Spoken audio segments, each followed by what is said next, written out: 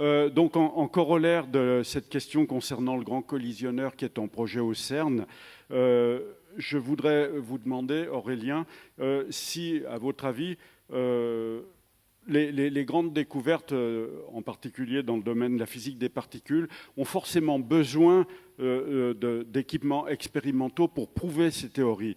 Par exemple, le boson de Higgs, il a été prouvé au CERN.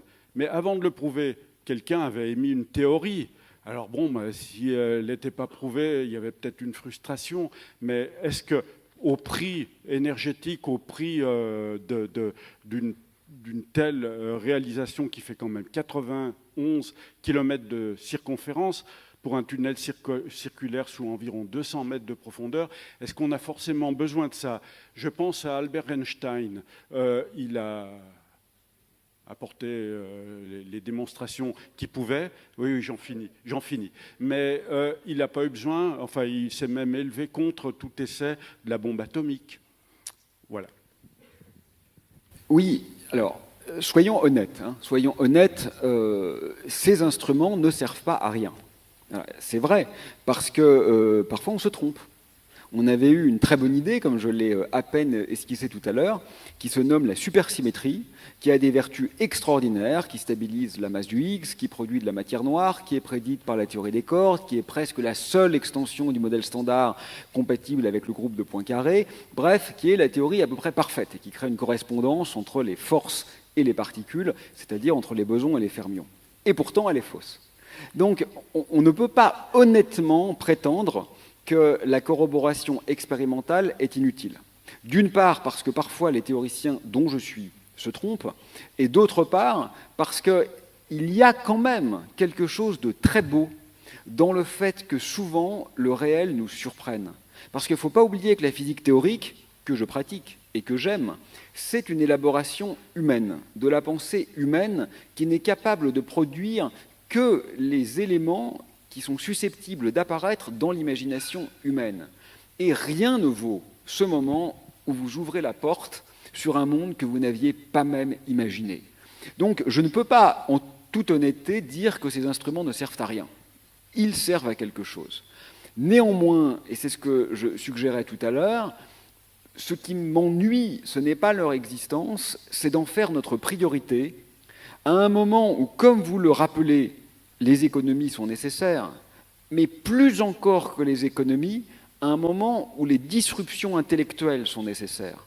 Or, ces grands instruments, même si de façon incontestable et indéniable, ils produiront effectivement des résultats bienvenus, ils demeurent quand même le symbole archétypal d'une accointance entre science, technique, ingénierie, développement industriel, remaniement de la terre, excavation, consommation, extraction, qui n'est pas sans poser problème.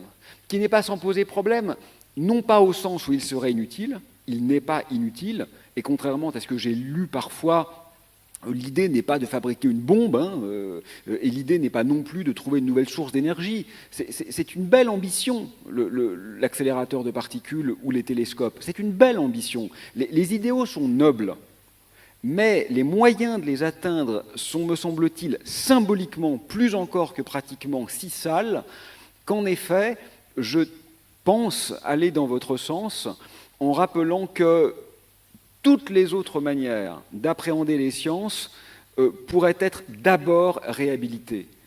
Et nous verrons ensuite si vraiment nous avons envie et nous avons besoin de ce gigantisme de métal, d'électricité, d'aimants, de supraconducteurs, etc., et d'électronique, bien sûr, pour nous aider dans notre cheminement.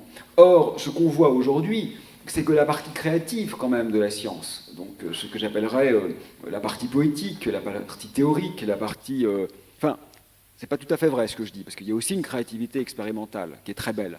Mais en tous les cas, la partie proprement épiphanique, comme ça, est réduite à la portion congrue. Dans ma section au CNRS, en physique théorique, on a 5 postes par an, avec plus de 200 candidats. Il y en a beaucoup, beaucoup plus en physique expérimentale, si je mets toutes les disciplines confondues.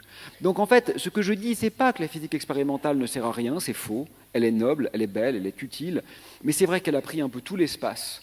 Et je trouve que symboliquement, Ou alors, il faudrait peut-être réhabiliter effectivement les petites expériences, les expériences de coin de table, les expériences vraiment où le génie peut s'exprimer sans avoir besoin de la médiation de toute l'usine industrielle qui est indispensable aux grands instruments.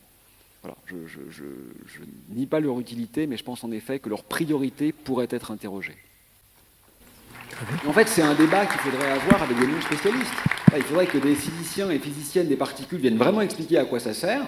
Alors évidemment, ça va prendre un peu de temps, c'est un peu compliqué, et qu'on se demande collectivement l'importance qu'on donne à la chose. Si collectivement la communauté internationale se dit c'est tellement beau qu'on préfère faire ça qu'autre chose, à la limite, tant mieux. Je préfère qu'on fasse ça à autre chose. Mais il faudrait que la question soit posée avec un peu de sérieux et de sérénité. Alors une question